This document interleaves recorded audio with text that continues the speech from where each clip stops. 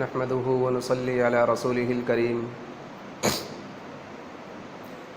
أما بعد فأعوذ بالله من الشيطان الرجيم بسم الله الرحمن الرحيم يا أيها الذين آمنوا أنفقوا من طيبات ما كسبتم ومما أخرجنا لكم من الأرض وقال تعالى في موضع آخر وما لكم ألا تنفقوا في سبيل الله ولله ميراث السماوات والأرض وأيضا قال والذين يكنزون الذهب والفضة ولا ينفقونها في سبيل الله فبشرهم بعذاب أليم يوم يحمى عليها في نار جهنم فتكوى بها جباههم وجنوبهم وظهورهم هذا ما كنزتم لأنفسكم فذوقوا ما كنتم تكنزون صدق الله مولانا العلي العظيم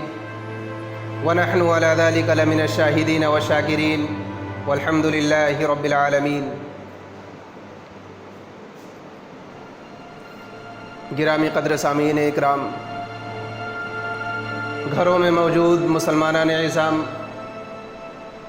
بے پایا احسان ہے اس رب ذوالجلال کا جس نے انسان کو اشرف المخلوقات بنایا، تمام مخلوق میں افضل اور برتر بنایا. قرآن مجید میں اعلان فرما دیا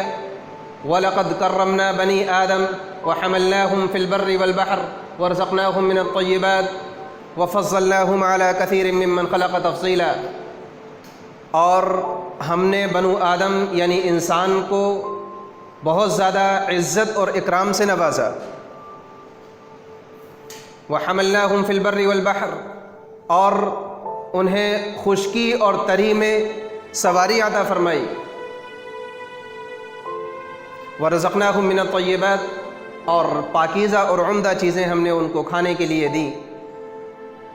وَفَضَّلْنَاهُ عَلَىٰ كَثِيرٍ مِّمَّنْ خَلَقَ تَفْضِيلًا، اور ہم نے بہت سی مخلوق پر بلکہ تمام مخلوقات پر انسان کو فضیلت اور فوقیت عطا فرمائی. اللہ رب العزت کی بے پناہ انعامات اور نعمتوں میں سے جہاں ایک نعمت ہماری جسمانی صحت ہے، ہمارے جسم ہماری باڈی اللہ کی ایک نعمت ہے، اسی طریقے سے بہت سی نعمتوں میں سے ایک بڑی نعمت اللہ رب العزت نے جو ہم پر کی وہ اللہ تعالیٰ کی دی ہوئی مال و دولت، اللہ تعالیٰ کا دیا ہوا انعام و اکرام، اللہ رب العزت کی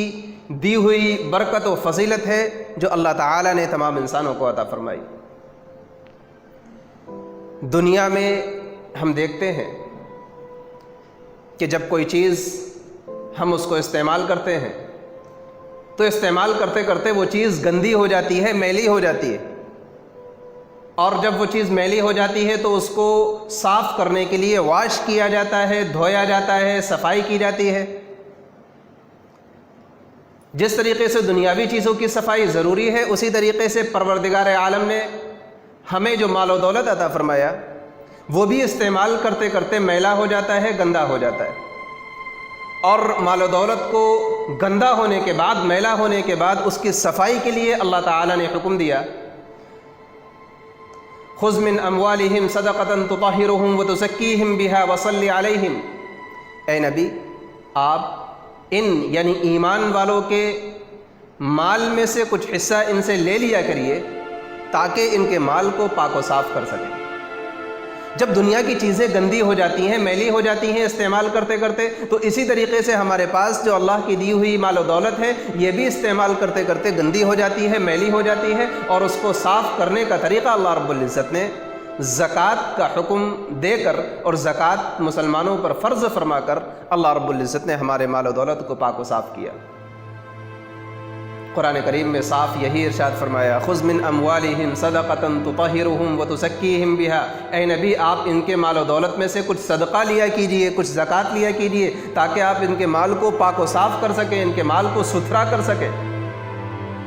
زکوٰۃ اسلام کا انتہائی اہم فریضہ، جہاں جہاں قرآن کریم میں نماز کا حکم دیا گیا وہیں وہیں زکوٰۃ کا حکم دیا گیا.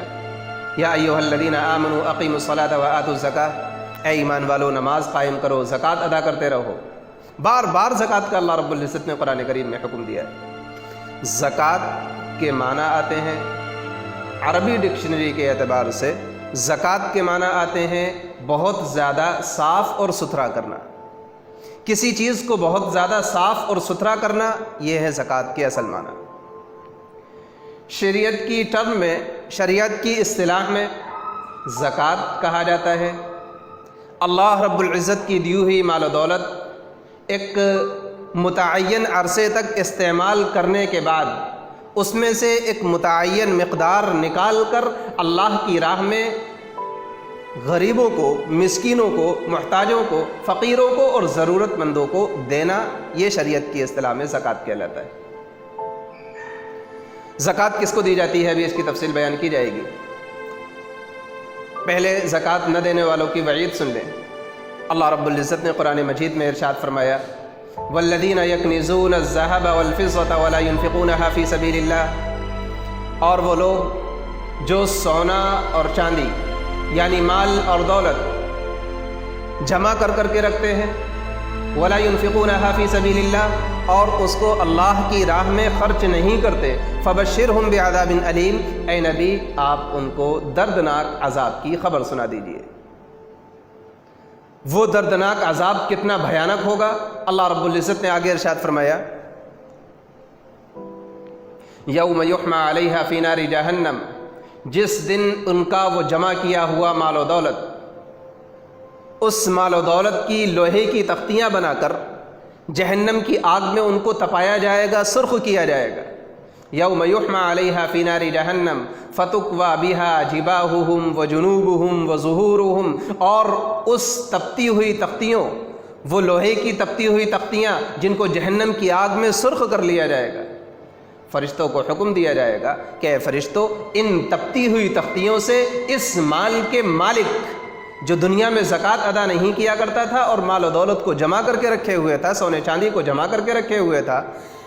اے فرشتوں ان تختیوں سے اس شخص کی پیشانی پر نشان لگاؤ، داغو پیشانی کو، فتکوی بہا جباہہم، پیشانی کو داغا جائے گا، وجنوبہم، ان کے پہلو کو، کمر کو داغا جائے گا، وظہورہم، ان کی پیٹھ اور پشت کو داغا جائے گا۔ آج ایک معمولی سا چراغ یا موم بتی جل رہی ہو اور اس میں اپنی انگلی لگائیں تو کیا حالت ہوتی ہے، برداشت نہیں کر پاتے۔ جب وہی مال و دولت جو ہم نے جمع کر کے رکھا اور اس کی زکوٰۃ نہیں دی، اللہ رب العزت کے حکم پر اس کی لوہے کی تختیاں بنا کر جہنم کی آگ میں تپا کر جب ہماری پیشانی، ہمارے ماتھے کو، ہماری پیٹھ اور ہمارے پہلوؤں یعنی کمر کو داغا جائے گا تو اس وقت کیا حال ہوگا؟ فرشتے یہ اعلان کریں گے ھذا ما کنزتم لانفسکم، یہی وہ مال و دولت ہے جو تو اپنے لیے جمع کر کے رکھتا تھا۔ ھذا ما کنزتم لانفسکم، یہ وہ مال و دولت ہے جو تم نے دنیا میں اپنے لیے جمع کر کے رکھا تھا۔ فذوقوا ما کنتم تکنزون، تو دیکھو مسا چکھ لو اس مال و دولت کا جو تم جمع کر کے رکھا کرتے تھے۔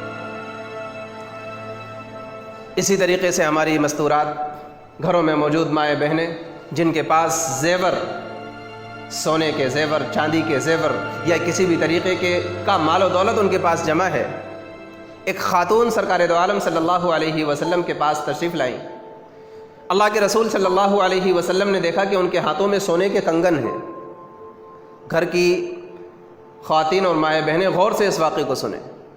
ایک خاتون رسول اللہ صلی اللہ علیہ وسلم کے پاس تشریف لائیں، پیارے آقا صلی اللہ علیہ وسلم نے دیکھا کہ ان کے ہاتھوں میں سونے کے بھاری بھاری کنگن ہیں۔ آپ نے پوچھا کہ خاتون کیا تم اس کی زکوٰۃ ادا کرتی ہو؟ انہوں نے فرمایا کہ یا رسول اللہ میں تو نہیں جانتی زکوٰۃ کیا ہوتی ہے، میں ادا نہیں کرتی۔ پیارے آقا صلی اللہ علیہ وسلم نے فرمایا کہ کیا تم اس بات کو پسند کرتی ہو کہ یہ تمہارے کنگن جو تم سونے چاندی کے اس وقت پہنے ہوئے ہو، سونے کے کنگن،